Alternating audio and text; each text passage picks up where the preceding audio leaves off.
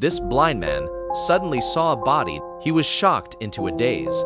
Luckily, the woman next to him didn't notice anything unusual.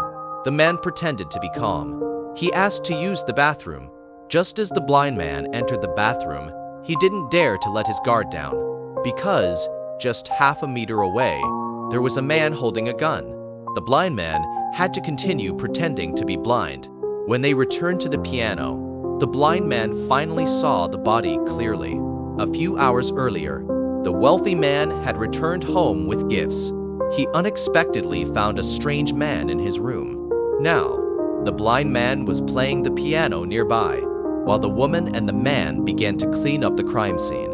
Soon, the floor was cleaned up. The man dragged the wealthy man into a room. When he came out again, he was pushing a suitcase. In front of the blind man, they took off the wealthy man's watch. They also broke his fingers to remove a gold ring. Then, the man rang the doorbell outside, creating the illusion that the wealthy man had returned. The woman picked up a recorder. She played some of the wealthy man's recordings for the blind man. After leaving the mansion, the blind man immediately went to the police station. He told an officer that a murder had occurred. At that moment, the sheriff came out after hearing the noise. The blind man suddenly realized the sheriff was the same man he had seen earlier. He was so frightened that he immediately said his cat had been murdered instead. However, the sheriff still suspected the blind man. He came to the blind man's house.